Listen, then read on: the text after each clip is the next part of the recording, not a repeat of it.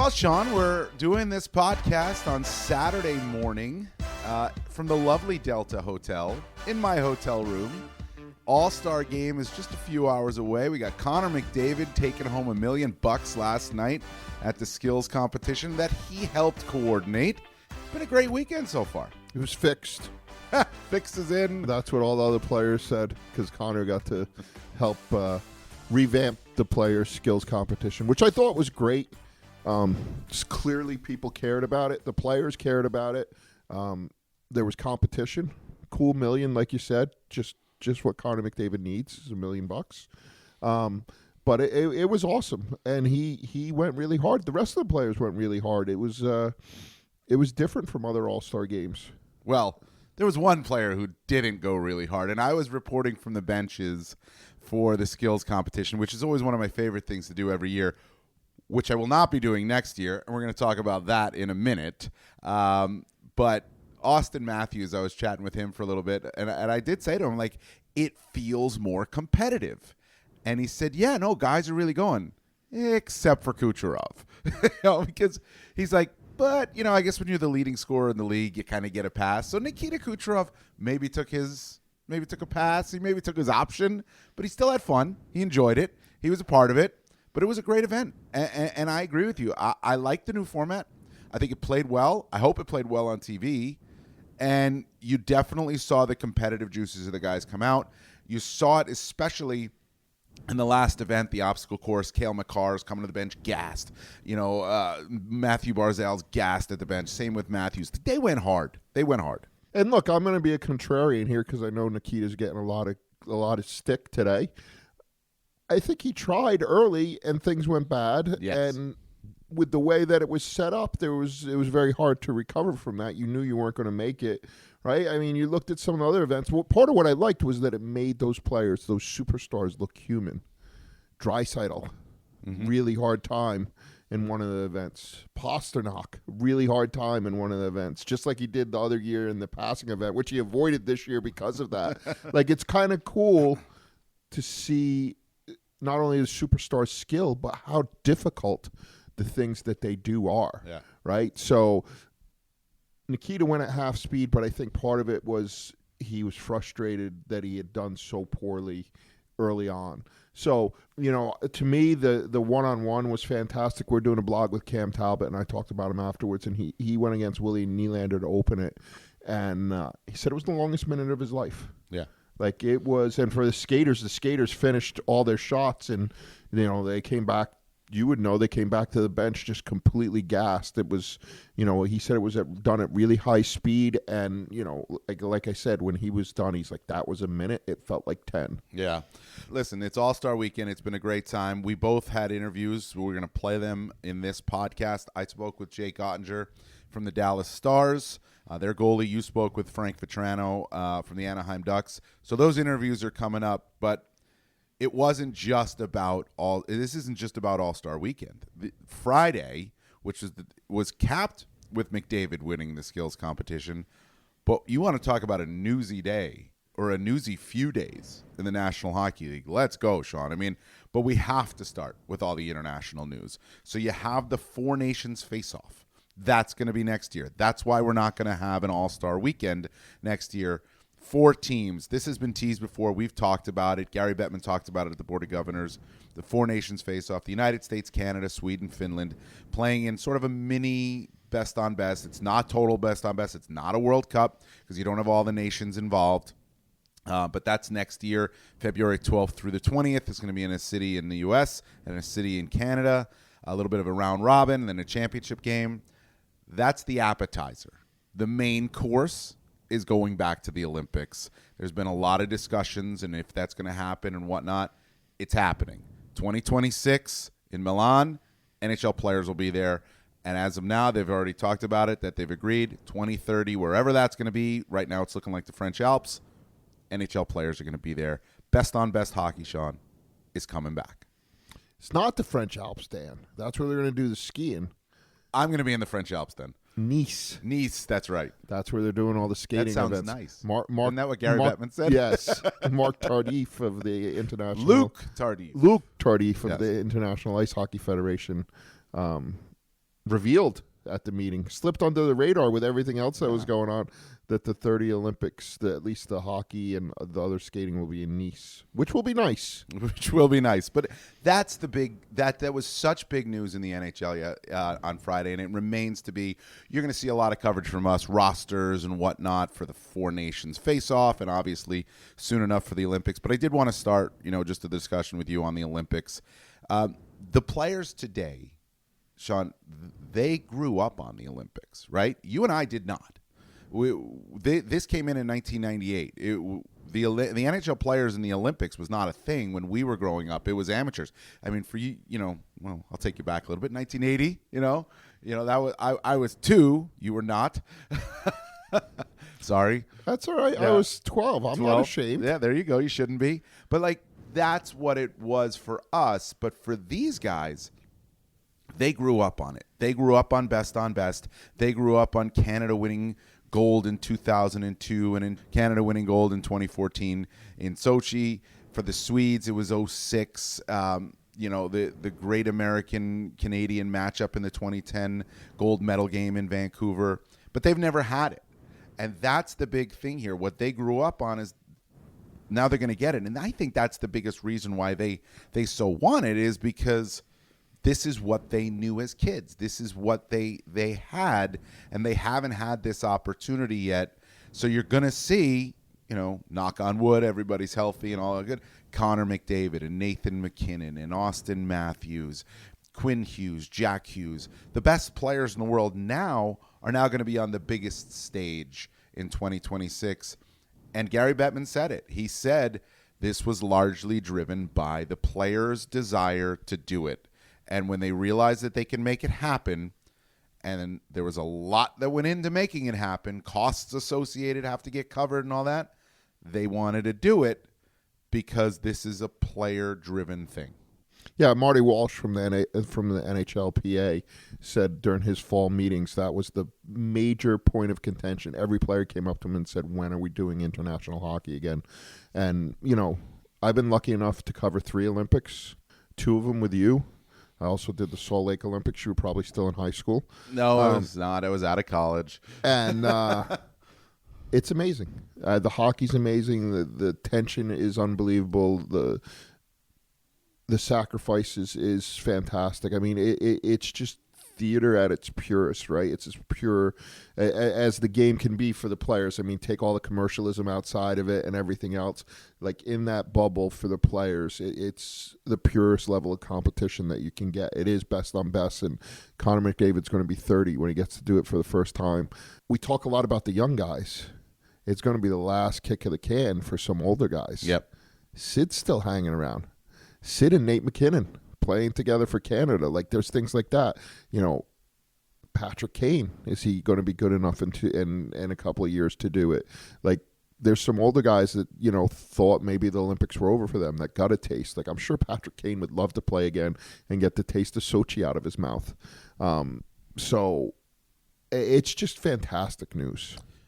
I don't know that Patrick Kane can make Team USA right now. Like, it's loaded. Yeah. Yeah, it's a loaded roster. I don't think he could, especially now we're talking 2 years from now. It would be a heck of a story if he's able to do that, but I don't see it. There's so many guys now who have come up. I think of Jack Hughes in particular, right, who've come up modeling their games and their styles and their hands after Patrick Kane. I don't see him being able to crack that Team USA roster. But on the flip side, Sidney Crosby, who will be 38 years old in that 2026 Winter Olympics comes around, still one of the best players in the world. He's deservedly here at All-Star Weekend. He absolutely could play on that Team Canada. In fact, if you put a roster together right now, I'd put him on it. No questions asked. He'd be on that roster. I think the bigger question with Crosby is he going to still be able to play in 2030, which might be a stretch for him to make Team Canada at that point. We'll see where we're at. But, yeah, I think it's great. The level of competition is so high. And one of the beauties of the Olympics that my takeaway, especially from being in Sochi, is watching the players really just embrace the Olympic experience in the village I remember the Finns used to ride their bikes to the arena in Sochi from where they were staying in the Olympic Village. They're professional athletes. They're obviously well compensated. They have a lot of people around them and handlers and this, that, and the other. They are at the absolute top of their profession.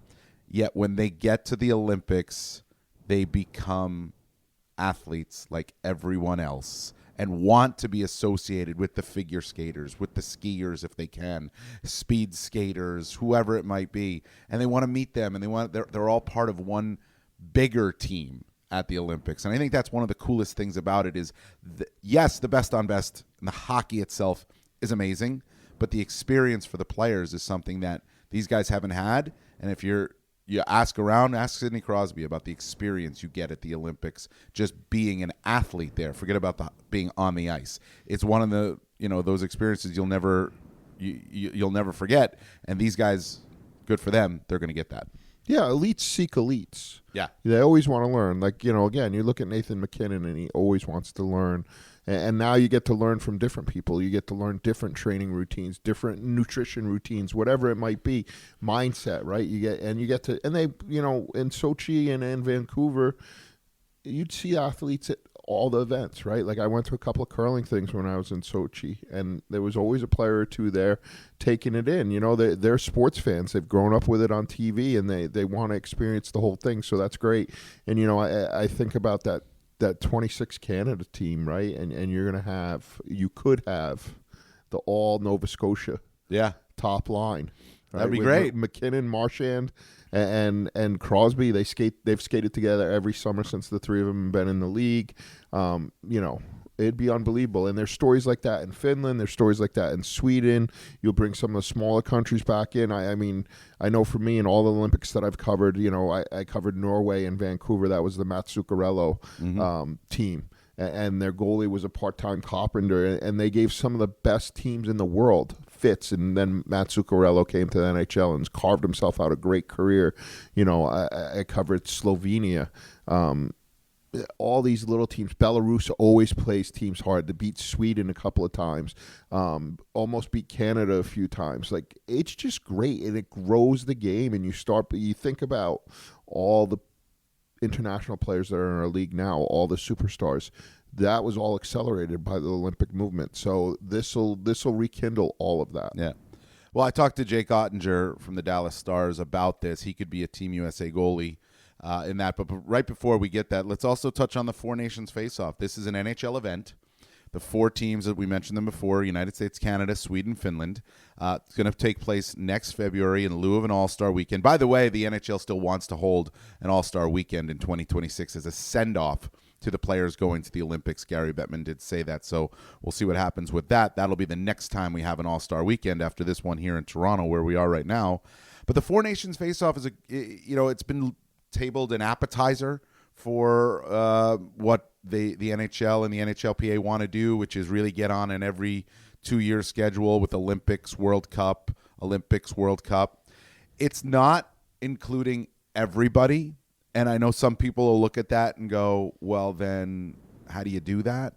Well, you can't. They can't put it together as fast as they want, but they want to have some type of international competition. In the geopolitical world, it's hard to include Russia right now. You get that. We'll see where they are if they're in it in the 2026 Olympics. There's meetings coming up on that. But this one, for 8 or 9 days in the middle of February, you're going to get great hockey. It's going to get great hockey, and it's going to be a break from what we get in the regular season, which is always on a nightly basis terrific. But this is going to be different. You're going to see Connor McDavid in a Team Canada jersey playing against Austin Matthews in a Team USA jersey. You're going to see a pseudo best on best tournament. And I think because the guys are excited about that. When they talked at their press conference on Friday, there was genuine level of excitement to have the opportunity in next February to do this. Yes, the Olympics is what they all dream about, but to have this opportunity is a big thing for them, and I think you're going to see great hockey in this too. And you're wearing your country's jersey. You don't want to lose. You want to be the one that walks back into your locker room on February 21st, 2025 and says, we're the champs. We're the best. You think about the first World Cup of hockey and how that was the second greatest moment in USA hockey history, right? Like everybody talks about 1980, generating that great generation that won the World Cup of hockey, the Guerins and the Tkachuks and the Hatchers and all of those players who beat Canada in Montreal. That launched the next generation, right? So now you have that opportunity again. And as far as it being a 4-team tournament, the key point here, I think, is this is an NHL-only tournament. There are no other players allowed. You need to be under an NHL contract to play in this game. There's only 4 teams right now that can field teams. Yeah, you're right. Czechia can't. Slovakia can't. Russia, we know about that situation. You're right. You have to be under. I think the date is by December 2nd, 2024. You have to be under an NHL contract in order to be eligible to play in the Four Nations face-off. So they are the only ones. So it is only an NHL and NHLPA event. This is not involving the IIHF. And obviously the International Olympic Committee. Those 2 entities are involved obviously in the Olympics. This is a completely run NHL event, and it's going to be held in 2 different cities. They have not been announced yet. Some people are speculating where they may be, but they have not been announced yet by the National Hockey League next February. And I talked to Jake Ottinger about international hockey, about his team, the Dallas Stars, about All-Star Weekend. So let's get to that interview. Here it is with Jake Ottinger. Jake, thanks for doing this. So All-Star Weekend, this is your first. What's this like? I mean, we're early in it right now. What do you think it'll be like?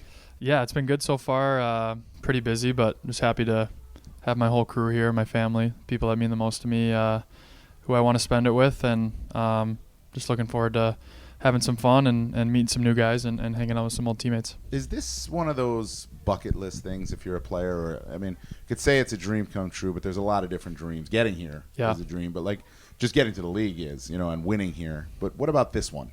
Yeah, for sure. I think not something that, I didn't have on a goal list or anything like that, but just, you want to just play well and have a great start to the season and then, hope from there that, your name's called. And, last year I had a great year up to that point and was, really sad when I didn't get picked. So just this year to have gotten picked was awesome. And, just like I said before, just the first thing you think of, like most excited to tell my fiance and my family that, they're going to get to come with and experience it with me. It's funny because, you talk to guys and they're like, if you've been here a while, it's like you're used to it. Mm-hmm. It's something you get. But when it's your first time, and maybe not, you're not getting drafted. Mm-hmm. It's not playing your first game. But there'll only be a first All-Star. Like there'll only be a first one time you get drafted. You only have this one time. And is it something is that part of it for you? Like this, you might get 10 more of these, right? If you're lucky, but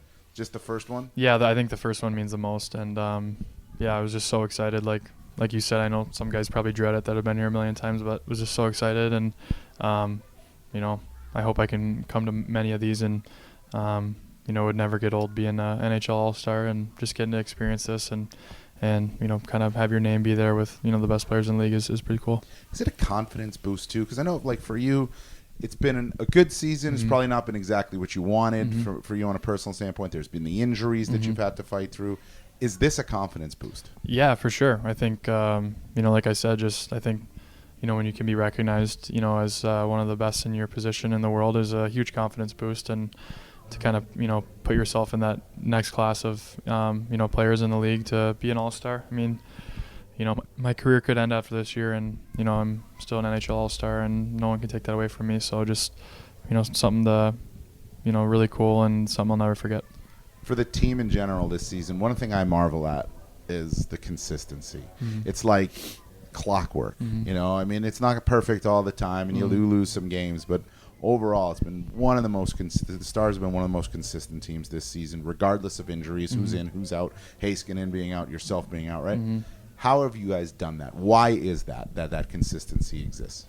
Yeah, I think that just starts with the older guys we have in the room. I think, Jamie and Pav and those guys, they've been through this a million times and they know what it takes to get the team to where they want it to be come playoff time. And obviously, last year with how far we went, that's, kind of the expectation around this organization now and this team, which is what you want. But it's more pressure. And but I think the older guys do a great job of, setting the tone and making sure that we know, hey, obviously, the games in mid-February are as exciting as playoff games, but, they mean a lot. And it's all about setting yourself up to, have as many home games as you can in playoffs. And, we're a great team, and we're right where we want to be, fighting for that Central Division title. And, it's just going to be a fun second half. You look at the Central. I got it right here. Colorado's got 67 points in 49 games. You guys have 66 and 49. Winnipeg's got 65. They've only played 47 games.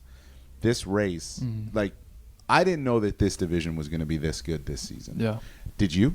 I don't know. I knew we were going to be good, but I don't know about everyone else. But, yeah, we were actually looking at it over break. One of the guys pointed out, I think 3 of the top 6 teams in the league were all in our division. Yeah. So it's pretty crazy, but that's what you want. I mean, it's going to be a gauntlet to get out of there to get to the conference final. But, we believe in ourselves, and we think we can beat any team in the league. So it's definitely, I think, the toughest division in the league, and it'd be a great accomplishment to win it. I got to bring it up because just upstairs at Media Day here, and we're doing this Thursday at Media Day, you were asked a question about Nathan MacKinnon, and the first word you came up with was terrifying. Describe that. Describe what I don't know if you remember. It was during, I don't know if you saw it. They played, and I believe it was MacKinnon was coming down, and it was an outdoor game in Tahoe. Alex Pietrangelo was mic'd up. Yeah. And he gets the puck, and all you hear is Pietrangelo go, "Oh boy," right? Yeah. So Yeah. what is that like as a Yeah. goalie to see this, especially the way this guy's playing right now? Yeah, that's probably the same feeling. Yeah, he's got that extra gear that not many guys in the league have, and he's pretty much put that team on his back the last few weeks, and has been probably the best player in the league this season. So that's what you want, though. You want to, play against the best and hopefully knock him out and beat him. So, he's a great player, but, I think if the time came that, hopefully we could contain him. You play against him in the NHL. What would it mean to you to play against him on an international stage too? Yeah, that'd be probably the coolest thing I'd done to that point. I think, played obviously for USA Hockey growing up, played a couple World Juniors, and just those memories of, meeting a brand new team and coming together in 3 weeks, usually, in a foreign country, is just some of the best hockey memories that I have. And I think, it needs to be a priority for the NHL to, show their best players playing for their home country. And I think they're kind of working towards that. So, I just think it's so important to grow the game that way. And, the players want it, the fans want it, the media want it. So let's make it happen. And it's interesting because your generation of player has never had it, right? Yeah. You grew up on it, but you never had it. What is the international tournament or Olympics that you recall? What was the one that got you hooked on international hockey? Yeah, I think the one with Ryan Miller when Crosby scored the 2010? golden goal. Yeah, I think that was, remember being really kind of dialed into that one, and how great Ryan Miller was for Team USA in that tournament. And it was, that's the highlight of the season right there, is getting to watch the Olympics. And just the fact that we haven't had that, and we'll be 12 years if we get it, and the next one is disappointing, but hopefully we can learn from our mistakes and change that. That one in 20, we're talking 14 years ago. So what, you were 11, 10, Yeah, 11 years 12, old, 12 in yeah. that neighborhood. What was it? Were you with Buddy? How? Yeah, do you probably remember just it? playing knee hockey with my whole team and having it on in the background. But yeah, just growing up, you're a kid from the United States, and they're playing in the Olympics. If you love hockey, it doesn't get better than that. And I think we owe it to the fans of the National Hockey League and fans of hockey everywhere to play in the Olympics, and hopefully they can do that. So I wanted to take it back to your team, your relationship with Scott Wedgwood. Describe it. What's that like? Because it doesn't always work out where two goalies get along, and I'm pretty sure you guys get along pretty well. Yeah, we get along great. He's been awesome, since we've been goalie partners, and I set it up there earlier. I think just having a guy that wants you to do your best, and same with me. He knows that I'm his number one cheerleader when I'm not in net, and it's just we can push each other, and at the end of the day, we both just want the team to win. So whether that's him in there or me, we're both just pulling for this team to win, and just going to push each other. And both of us, want to be in the net. So it's brings out the best of both of us, and I think overall that just helps the team too. I was reading a story where he said that he told you, I'm not here to try to take your job. I just want to keep my job. Yeah. And is that the relationship that really can work for two goalies, especially? I mean, the only way he takes your job right now is if your play drops and his play soars, right? Yeah. So it becomes completely by performance base. Yeah. Whereas sometimes you see guys come in and be like, that's what I aspire to be. I'm going to do, like, I'm better than him. Yeah. I should be in there. Yeah. Does that help your relationship? That stay in your lane, if you will? Yeah. I mean, yeah, I think so a little bit. I think, I think everyone wants to be in there as much as they can. So, I mean, I think for me, I just, I truly believe if I, am the best version of myself, then I'm going to be in there most nights, and that's what I focus on. But I mean, you need more than one goalie to win, and he's been great this year, and especially when I went down with injury, and just a good guy overall, and someone I hope I can play with, even after this season, and just deserves the recognition that he's gotten lately. Who was your idol? Who was your goalie? The guy that I you looked up to? Henrik Lundqvist. Lundqvist? Yeah. Why? I think just kind of like his whole like ambiance around him, like the king, like he, the suits, the hair. He's in New York City, just kind of like a larger than life figure. So he was my guy growing up. Still to this day, I was actually just staying up there too. I just got a signed stick of his, so I want to put it above my bed, but my fiance won't let me. But we'll find a good place for it. How'd you get it? I got it from my guy at Bauer, Tim Okay. Boron. Yeah, he's one of the best gifts I've ever gotten in my life. So I felt like a little kid again when I got that. Did you ever meet him? Have you ever met I him? actually have met him. Yeah. Yeah. So I really liked him, and then we actually at the time had the same agent, and so we told him that, and my agent was like, "Oh, you and your dad can go down after the game, like when they played against Minnesota." And of course, like he didn't start that game, but he ended up coming out after, and I mean, he talked to us for like, he should have talked to us for like 5 minutes. He talked to us for like 25. Like he was just like super engaging, like wanted to know, and was just the nicest guy in the world. And then after that, it was like full blown obsession, and probably watch every Henrik Lundqvist YouTube video there is on the internet. So to meet your idol and to have him be, what you thought he was and more it makes it even that much better. How old were you? I was freshman in high school, so I was like 14. Were you playing? Had you played in the state tournament yet? It was not. No, I hadn't yet. It Not was like yet? it was. I think a couple months after that. What was that experience like? Was that like your first big stage that you got? Yeah, that was my first. Yeah, it was unbelievable. Yeah, just to have like all the guys that I played with in the summers growing up, and then I transferred to Lakeville North to hopefully play in the state tournament and have it all happen like that. And I mean, there's 18,000 people there at our game that was at 11 in the morning. So it's one of my favorite hockey memories. We lost in the state championship, but just one of the coolest things I've ever done for sure. And I gonna plan on bringing my kids there one day. And now you're an NHL All-Star. Yep. Pretty cool. Thanks for doing this, man. Appreciate it. Yeah, Right? no problem. Thanks.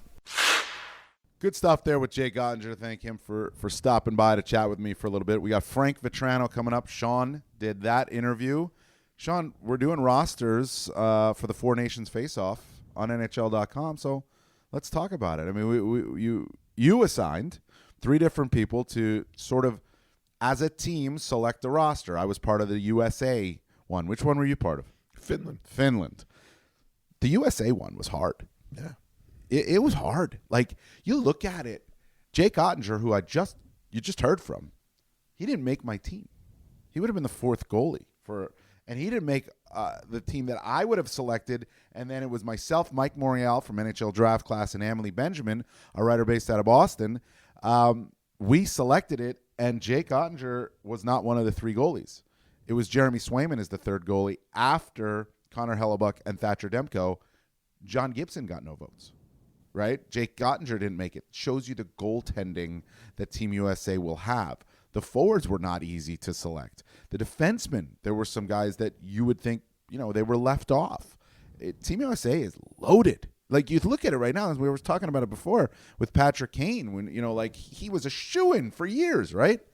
I don't think he would have a chance to make this team. The U.S. has the best goaltending. Right. From top to bottom. I don't know if they have the best goaltender. I think the Finns might Right. in Saros, but then it falls off behind that. It's UPL and probably Ranta. So I think I would take the U.S. depth in goaltending, and then forwards and defensemen. I think they're as close to Canada as they've ever been talent wise. Sometimes the talent doesn't matter. They've always been close just on pure heart. But now I think the talent level is neck and neck. And we're already talking about it, which is the great part about this tournament, is you start thinking about best on best. You get to play fantasy GM. Some of it's going to be chemistry, line mates, history, whatever it is. But like when we did the Finnish team, Patrick Laine didn't make our team, right? And we wish the best for Patrick. He went into the NHL's behavioral program to address some issues that he had. Plus, he's been injured. He hasn't performed as we thought he would the last couple of years. Capo Caco, who you cover all the time, didn't make the team because there's better forwards with chemistry and roles, right? You need some guys to be able to kill penalties.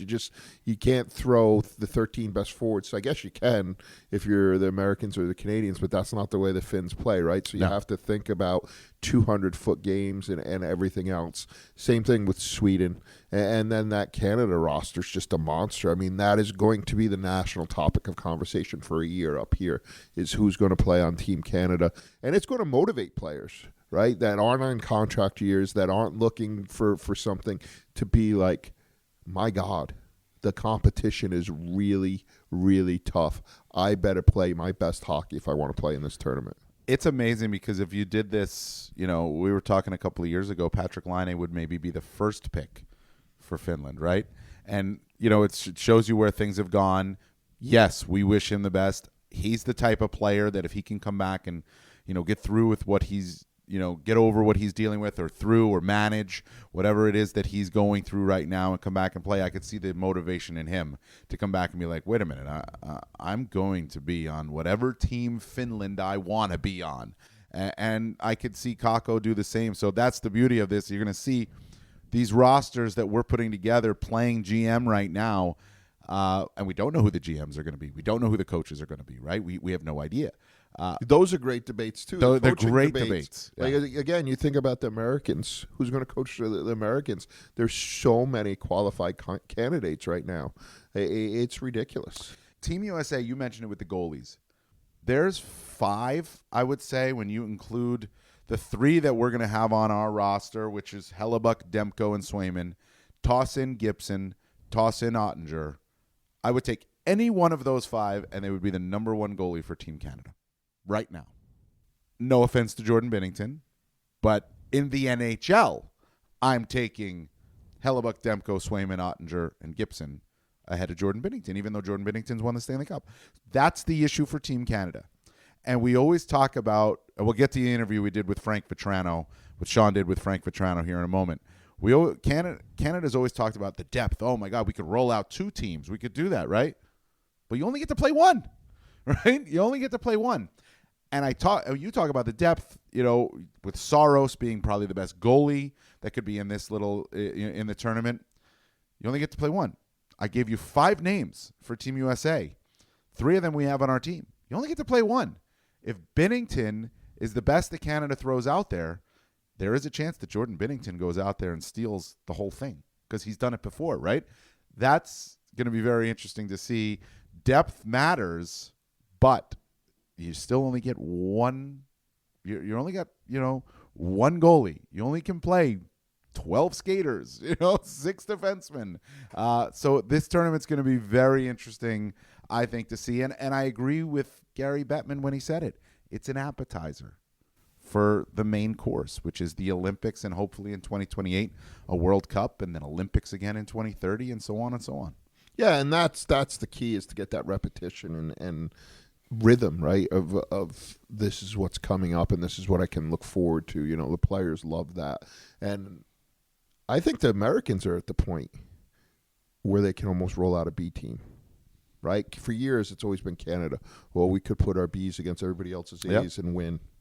So could the Americans now, just about. And that's the beautiful thing about all of this is international hockey has developed the American game so much. You think about the national team developmental program, which was put in basically so they could be competitive on the international stage. They were tired of losing. And, over its history, been a pipeline of the greatest American players to play in the last 2 decades, right? Have gone through that national team program, first in Ann Arbor and now in Plymouth. So just, again, unbelievable. But, a perfect segue, like I said, Frank Vatrano having a career year with the Anaheim Ducks, scoring goals left, right, and center. Right before we did the interview, he scored the last goal of the first half of the season, threw his stick, I think, up to the mezzanine level in celebration. He'll talk about it a little bit. He hadn't scored in a little while, and it was an eruption of joy. But yeah, so here's our conversation with Frank Vatrano, two New England boys sitting in a corner talking about the All-Star Game. Frank, thanks for joining us for the podcast here at the All-Star Game. Know you're a busy guy. We got to start before we get to the All-Star Game. We got to start about your goal to end the first half of the season. Crazy, stick in the crowd. Any of that planned? No, I think it was 6 or 7 games without a goal, so I think it was more out of frustration. Obviously happy we won, but frustrated myself that it took me that long to get one, so it was kind of a spare the moment thing. Do you think it's better than the Jack Hughes celebration when he gently tossed his into the stands? I think mine was a little bit higher, so if you want to count the height of it, yeah, for sure. So tell me a little bit about the All-Star Game being here. What's it like for a player? As fans, it's all pomp and circumstance and the best, but you live this life. Is it still somewhat special as a player to be among the best of the best? Yeah, to be even called to an NHL All-Star is unreal. It's something that I never thought would happen in my career. But having it be in Toronto and the biggest market in the world, I think it's great for the game, and I know guys are excited to be here. Is there anybody you're excited to maybe pick their brain a little bit about the game or about life or about anything like that? No, I mean, maybe we'll see who I talk to over the weekend. But, yeah, just trying to get to know a few more guys that I don't know here, and obviously know a lot of guys that are here. So, obviously catch up with those guys. But it's always good to meet new people. If you could pick, if you were in the skills, I don't know how they didn't let you in the skills, by the way. If I was running the league, I would have let you in. But if you were doing the skills, what would your forte be? Probably fastest skater or target shooting. You think you could give Connor a run for his money in fastest skater? He's the best. He's the best in everything. So I don't think so. I think he gets that one. Just talk a little bit about your season. I know you've been kind of building to this. You had a great start to the year. You talked about a little bit of the frustration coming into All-Star break where you're having some trouble scoring. What's been the biggest difference for you? I think the thing with I've always known to score goals, and that was kind of my knack early on in my career, was that I was a one-trick pony, could only score goals. And over the years I tried to develop myself, being a reliable guy, being hard to play against, being a prick to play against every single night. And this year, just when the goals go in early the year, and you kind of get those cookies early on, and you get goals, you kind of just go with it. And when you go through slumps, they're so frustrating, but you have those goals in the back of your head, and you can do it. So I think once you see goals going in the net early in the year, you can just go from there. So I got to ask you, and this is completely off topic a little bit. When did you learn that goals were cookies? Because Patrick Waugh said the same thing when he started with the Islanders this week. I started covering hockey in the mid-'90s, and that's what Jacques Lemaire would call it. When they were playing bad, he would always say, well, everybody wants a bite of the cookie, and we're not doing well. When did you equate goals with cookies? It's just a term that everyone talks about. It's, you go 5 or 6 games without a point or a goal, and everyone's like, I just need like a cookie off my shin pad or something, just like some second assist to get yourself back in the point column. But at the end of the day, obviously, in the NHL, you want to do as best you can for yourself, but when you're not producing, you feel like you're letting your team down too. So it's kind of like, all right, you're frustrated with yourself, and you're frustrated they're not helping the team. So for me, I just want to help the team win as much as possible. I'm not going to use your colorful vernacular, but you talked about becoming a better player, and part of that was being a pest or an agitator to a degree to get other people off their game. I assume that's not an easy skill to learn, and did you kind of pattern yourself after anybody to do it? So I'm the youngest of 4 boys, so it's kind of something that came natural to me. I was always picked on by my older brothers. They were hard on me, but it was great for me. It taught me how to deal with a lot of stuff, to take really anything, and I learned all my stuff from them. For you guys this year in Anaheim, things haven't gone exactly like you would have liked them to go, but I would assume as you look around that locker room, you can start to see the pieces falling in place where you're building towards something that's going to be much brighter.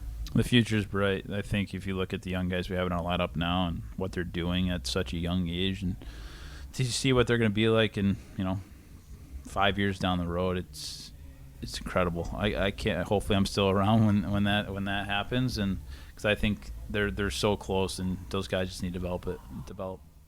You've had a lot of people in your career in Florida and New York and Boston help you develop. Do you take that role seriously in the position you're on now, especially with such a young team, to be one of those guys? I was so fortunate to play in Boston, beginning my career, and to have Z and Bergie, Marsh, Kretsch, and those guys who won a Stanley Cup, and to show you what it takes to be an NHLer every single day. I think that was huge for my development. And for me, I know how important it is at a young age to learn how to play in this league and how to be a professional on and off the ice. And I tried to do my best for those guys too, as guys did before me. What was the biggest lesson you learned from those Bruins? I think just consistency, how to be a pro every single day, the habits that you're eating off the ice, to your workouts, and just how you have to go about your business every single day. And those guys lead by example, and that's why they've been such a great team for years. Are you surprised at all how good they are this year after losing Bergeron? Not one bit. They still have great. Marshy's such a big voice in that room. He's a huge leader, and obviously Pasta's a great, one of the best players in the league. And Charlie, they have Charlie now, and guys that are kind of taking the ropes from the guys that were there in the past. So those guys have been taught the right way, and I give all those guys who were there years before all the credit for it. How scary is it to disappoint Zdeno Chara? He's a very terrifying guy. I remember messing up a few passes in practice. You'll hear about it. He is a giant of a man, Yeah. and when he turns serious, he's Yeah. a nice guy, but when he turns Oh, yeah. serious, it's not fun. pretty. No, exactly. No, I was always on my guard whenever I Yeah, had to ask for him sure. questions. I heard you during your interview upstairs, which was quite a scene, by the way, at Media Day. If there was a celebrity captain you wanted to meet, it was Justin Bieber. Yeah. How come? Just always, I think when his music started coming out, that was when I was in high school and middle school. So he's one of the most famous people of my era, if you're talking musicians. So it's something that everyone knows around my age group. And I know you're a little bit into fashion. Maybe a few fashion tips. Talk a little fashion with him. I think our style's a little different, so I don't know if I'm going to take fashion tips from him. Awesome. Thank you so much for joining us for the podcast. We really appreciate it. Have fun this weekend. That's what it's about. And good luck in the second half of the season. Thanks for having me. Appreciate it. Great stuff there from you, Sean, and Frank Vetrano. I'm hungry now, Dan. We had a lot of talk about cookies in there. A lot of talk about cookies. So we need to get this done so I can go get a snack. We got more to talk about, though, because we haven't even hit on the news of the league and what's been going on. So as we've been here in Toronto, Elias Lindholm gets traded from Calgary to Vancouver. Sean Monahan gets traded from Montreal to Winnipeg. Todd McClellan gets fired by the Los Angeles Kings. Three pretty darn big news stories are all happen when we're here in Toronto. We can break them all down, but I think the trades, that's the prelude. That's the beginning of trade season. The deadline is March 8th. We saw this last year. Ironically, it was Bo Horvat getting traded from Vancouver to the Islanders, as the Canucks were in a completely different position than they are right now at All-Star Weekend, right? Remember that? Like Bo Horvat had to switch jerseys essentially here, at All-Star Weekend. Well, that's what Elias Lindholm had to do, but he's getting to the Vancouver Canucks. They're buyers now because of the position that they're in. Rick Tocchet talked about this and the big addition this is, but I think on a big picture point of view, I love that these teams, the Vancouver Canucks and the Winnipeg Jets, have decided we're not waiting. We're not waiting till closer to the deadline, maybe see if prices drop or things like that. We're willing to pay the price now because a month more of this guy on our team is going to benefit us that much more. And that's what the Islanders were trying to do last year with Horvat, and they re-signed him. I think that was a whole plan, too, is to get him in before he could become a free agent. I don't think that's the plan with Monahan in Winnipeg and Lindholm in Vancouver, but the plan is to win the Stanley Cup. And these guys having them in there a month earlier, even at paying a higher price probably, good on these teams for getting it done, and good on the Canadians and the Flames for recognizing that maybe this is the best they can get and getting it when they can. I don't think that the prices are going to go down. You took the best two centers off the market. If anything, the prices are going to go up. Anybody that needs a pivot now is fighting for not dregs, but certainly a lower tier center. and the demand has clearly been set. So if you're holding on to a center right now that isn't in your future plans, whether he's an unrestricted free agent to be, and you're not in a playoff position, or just a guy, a true hockey trade, the sky's the limit. Yeah. Go ask for anything, right? And that's going to make the next 5 weeks amazing. We've opened up the trade deadline now into this huge window. It used to be a really small window, and we all look forward to trade deadline day and how crazy it was going to be, 35 trades, whatever it is. Now it's a 5-week crazy sale. Every day you wake up, who's going where, right? And it's a lot more fun. It kills us on trade deadline day as we break down 3 trades of consequence. But it makes all these weeks leading up to it amazing. And look, Lindholm's going to help them out. I mean, he's a great 200-foot center, I think, put in the situation he's going to be in Vancouver with the way that they're driving and the people that they have driving that ship. He's certainly going to be a player that will have some impact. To me, the winners out of this whole thing are the Montreal Canadiens. First-round pick to take Sean Monahan from the Calgary Flames, and then a first-round pick on the way out to send him to Winnipeg. And I think Sean's going to do well. He seems to finally be healthy, and again, I think the Winnipeg system's perfect for him and what he's going to be asked to do. But their GM, Montreal's GM, Hughes, he did a wonderful job in maximizing what he's going to bring back. It's great GMing by Ken Hughes. It really is. You get, like you said, you get a first-round pick to take on the contract of Monahan a couple of years ago. He gives you 52 points in 74 games. Gives you good play. Helps out your young guys, right? Buys some time for some of these guys to really, get going. Then you get a first-round pick on the way out, too. It's just a terrific asset management by Ken Hughes to do that. I thought it was a good trade for Calgary, too. They get Andrei Kuzmenko from Vancouver. He's signed. He's a player. We know that. He just maybe needs a little bit of a change.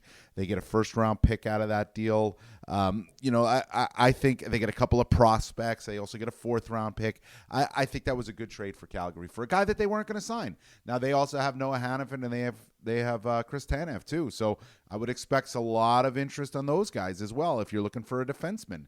Maybe they try to re-sign one. We'll see. And they have a goalie. And they have a goalie. He's different, though, because he's signed to a long-term deal, right? So that's a little different. It opens up more teams, you'd think, but at the same time, you have to find teams that absolutely need a goalie, will have the cap space, are willing to allocate the cap space to the goaltending position. He's not exactly played great lately. He was a Vezina Trophy finalist a couple of years ago, but he hasn't been very good since. Neither has the team. That's going to be an interesting one with Jacob Markstrom, no question about it. But you talked about the center. The center thing that's interesting to me is Adam Henrique with the Anaheim Ducks, right? If you looked at trade boards and whatnot, you maybe Monahan was ahead of Henrique, maybe he was slightly behind. But if you're looking at centers on the board, it was Lindholm, and then it was Monahan, Henrique, however you want to put it, right? The New York Rangers need a center. The Colorado Avalanche need a center. That's just 2 teams that I'm saying right now. There's more, right? If you're the Anaheim Ducks, exactly like you said, you saw the prices that Lindholm went for. You saw the prices that Monahan went for. And with a cap hit of $5.8 million around that, whoever's looking to acquire Henrique is going to want you to retain some salary.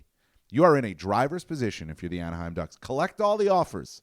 Analyze them. Go back. Play them off of each other. You'll get a heck of a return in a deal that involves Adam Henrique. I think for a rental player who's not the fastest, but he can kill penalties. He can play on your power play, play second or third line center. He goes to the net. He scores a lot of goals around the net. He's a very useful player for a contending team, and I think you're going to have to pay a price to get him now because, like you said, Lindholm's gone, Monahan's gone, and there's a lot of teams that still need that player.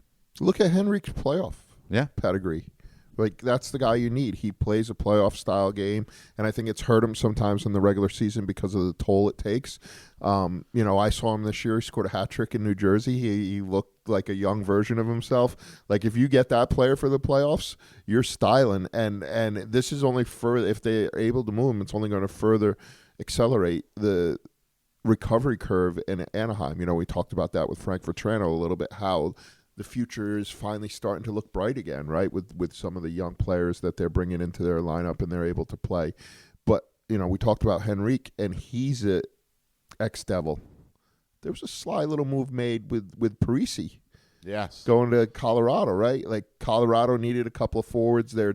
Everybody was kind of banging on their depth that it was McKinnon and Rantanen basically carrying them. You look at how many minutes they play, how much of the offense that they generate, and Drouin hasn't quite worked out as they wanted him to. So everybody thought if Zach was going to come back, he was going to come back to the Islanders. But Zach wants a kick at winning the Cup again, and I don't know if he had confidence that the Islanders would, right? They're right on the bubble, so to speak, the playoff bubble. You look at a couple of teams ahead of them, and you're like, oh, well, maybe they're going to make up ground. Philadelphia's starting to lose a little bit here. The blooms off the rose, and you kind of wonder, can they move up and can they get into it? But if you're Zach Parise and you're attaching your future, do you attach it to the Colorado Avalanche who won the Cup 2 years ago and look like world beaters again, or do you attach it to a team that's already fired its coach and is on the periphery of what's just a meat grinder of the Eastern Conference? Yeah, no, you go to the sure thing, right? You go to the sure thing, and that's what the Avalanche are. What's interesting about it all, though, and I've talked to a few players about it this weekend here at All-Star Weekend, the Avalanche look great. So do the Jets. So do the Dallas Stars. Two of those teams are going to play each other in the first round. One of those teams is out in the first round, and the winner is probably going to have to go through the other one, right? So that is going to be hard. If you look at the East, it's maybe a little more wide open right now. Like, there is an opportunity for the Islanders. If they get hot, they maybe improve their defense. Pulock comes back. Pelech gets healthy. They add a little bit. Patrick Waugh sinks his teeth into that team style, plays the style that they want to play. Sorokin, who is obviously the X factor. The Islanders have an opportunity. There's no sure thing. The Avalanche are the sure thing until you get to the playoffs. And I touched on it with Jake Ottinger. I didn't think that division was going to be this good. It is really good. And it's top heavy, but it is really good. And I say it's top heavy, but you've got other teams in that division. The Blues are playing great hockey right now. The Predators, who I know you like a lot, they're very dangerous. The Coyotes are a team that they're not going away. They're hard to beat, right? I mean, this is a tough division, way tougher than I thought it was going to be in the Central. Yeah, and we thought the tough division was going to be the Pacific with the defending champion Vegas Golden Knights, the Edmonton Oilers, and the Los Angeles Kings. And the Kings came out like gangbusters. Couldn't lose on the road. Just a fantastic team, talking about how great they were going to be and what a meat grinder that was going to be. And Edmonton was somewhere. There's been so much news. We're this far into the podcast, and we haven't talked about the Edmonton Oilers, amazing? Who have won 16 games in a row and can tie the record coming out of the All-Star game against the defending champion Vegas Golden Knights. And now you think about the Pacific, and when they get to the playoffs, right? But who's the three? Because it was always going to be the Kings, the Oilers, and the Golden Knights, but the Kings are in a free fall. Well, it's Canucks now. I mean, it's the Canucks, the Golden Knights, and the Oilers. And the Kings are totally in a free fall. Yeah, and it cost their coach a job. A coach who a lot of people think is a top 5 coach in this league. He was in the first quarter of the season, right? I mean, he was. They were 16-4-4. This team looked great. Cam Talbot's here because of that first 24 games of the season. He's here at All-Star Weekend because of that and his play in that run. But we were, the Kings we're a team that they're just built to insulate their goalie, built to play from the net outs, straight lines through the middle of the ice, just so hard to play against, big physical bodies, right? And now it's just gone completely the other way. They're 3-8-6 in their last 17 games, 3 wins in their last 17 games, 7 wins in their last 24 games. I don't recall a team having their script flipped in this direction so much. We've seen it this season with Edmonton go the other way, right? But we've seen that teams that we believe should be better than they're playing at the start of a season, and they get hot. And all of a sudden it's that market correction. You see they're back where they should be, right? And I think the Oilers are back where they should be. the Kings have gone complete in reverse. It looks like a mess. And it was just a week ago or so where Drew Doughty was calling players out, not by name, but basically saying, like, we got guys in here who are too worried about their cookies, right? And Todd McClellan telling everybody it's fair to question my job right now. Well, he doesn't have that job anymore. It belongs to Jim Hiller. He's the assistant. He's now the interim coach. He was an assistant in Detroit, Toronto, the Islanders, and L.A. before getting this opportunity here as an interim coach. I thought, Sean, that Todd McClellan was going to get a chance to coach his way out of this. I did. I thought he was going to get the opportunity, that team that was 16-4-4 at the start of the season is still in that room. There's been no changes. They're still in that room. They can find it. They can be a dangerous team. They're not out of it. But it's just gone so far south so quickly that there was really just nothing saving Todd McClellan at this point. He had the dreaded vote of confidence. Yeah. Right? But I think Knobloch cost him his job, right? You're in the same division, and you look over and you see a team, that I covered at the Heritage Classic that was in a must-win game to save their season at the end of October. And they won it, and then they lost a bunch of games after that, and they fired their coach, and now they're on a 21-3 heater, 16 in a row. Like I said, could tie the record coming out of the All-Star game that's held by the Pittsburgh Penguins in the 1990s. So 30-plus years ago. It's really hard to win 16 games in this league in a row. We talked to some people here at the All-Star game, and they just shake their head. Peter Laviolette was one, right? He's like, there's certain things that happen in sports that make you realize how hard things are. A guy hits a lot of home runs. Austin Matthews, 40 goals, going for 70. He goes, those things happen, and it clicks in your head how extremely hard they are. And for a coach, 16 in a row is unbelievably hard. So I think LA looked at it and said, well, our rivals caught lightning in a bottle. Maybe we can too. And who knows who that coach is, if it's Hiller, if it's somebody else. But there's a talent discrepancy there. Yeah. There's no Connor McDavid and Leon Draisaitl to save your season here. But what there is there was no Stuart Skinner was being run out of town on a rail. And now they fixed their defense, and Stuart Skinner's won 12 games in a row, and he's going for the Grant Fuhr record of wins. So I think things can be changed in LA. I think it's a mindset thing. They need some of their big players to play better. I think there's been some fair criticism of Pierre-Luc Dubois, who has not played well at all. They need to figure it out, and I guess maybe they think a new voice will do that. Well, Pierre-Luc Dubois asked out of Columbus. He asked out of Winnipeg, and then he got an 8-year contract in L.A. So I think it's fair to question him right now, right, and where he is at. And he's got to be a guy that helps them dig out of this. He has to change. He has to play better. He has to be a leader. He's now one of their core guys. And it can't always be Doughty and Kopitar. It has been for years. It's got to be other guys. So let's see if they can play their way out of it. Listen, you mentioned the Oilers a couple times. They're going for that, tie the NHL record against Vegas. You've got Austin Matthews, who's on a 70-goal pace. We talked a lot about the international stuff. You have the trade deadline coming up. You've got the Stadium Series at MetLife Stadium, which we didn't even touch on with next week. Yeah, it's coming up, right? I mean, dude, they start laying ice on Monday. We get home on Sunday. It's crazy. It's a crazy turnaround. Yeah. But my favorite thing about the Oilers and chasing their record, and this is why I love Rick Tocchet more than anything. Whenever somebody holds a record, unless you're the Miami Dolphins, right, who break champagne out every year when the last team loses in the NFL, they're always good about it, right? Oh, my records are made to be broken. Wayne was that way. Oh, Gordie Howe, was happy when I broke his records. I'll be happy when somebody breaks my records. Rick Tocchet was asked, hey, the Edmonton Oilers, they're going after your record. Will you be happy if they get it? No. No, I won't. I want them to lose. I want to hold on to the record. That's one of the reasons why Vancouver's in first place in the NHL right now, because that's the way that Rick Tocchet thinks.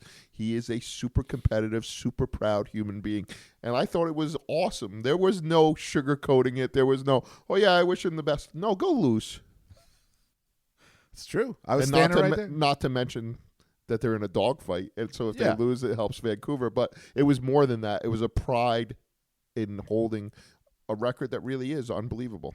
Yeah, I was standing right there when Rick Tocchet said it. It was great. You love to hear those things. You don't give me the cookie cutter answer, right? Give me exactly what you're thinking. And of course, why would I want them to break the record? Not only do I have the record, if they keep winning, it hurts me now too. So, no, want them to lose. Let's see if they do. They play Vegas coming out of the break. This was a lot of fun. We still have the All-Star game in a couple of hours, but we know Connor McDavid's going home an extra $1 million in his pocket from winning the skills competition. A couple of good interviews with Jake Ottinger and Frank Vetrano. And before you know it, we'll be back home Monday. I'll be at Madison Square Garden. So will Nathan McKinnon and Cale Makar. Colorado Avalanche, New York Rangers. The unofficial second half of the NHL season will officially begin on Monday. There's only 32 games left for some teams. Yeah. It's crazy. I can't wait to see it. It's going to be a stretch drive, I don't think, like we've seen in a long time, between trades, jockeying for position, and everything else that goes on. So I'm looking forward to it. I wish we could get a little rest, but I'll see you out at Giant Stadium in no time. It's MetLife Stadium. They don't call It'll it always Giant be Giant Stadium. I know it is. It'll always be Giant Stadium. All right, well, enjoy the rest of All-Star Weekend. Enjoy the hockey.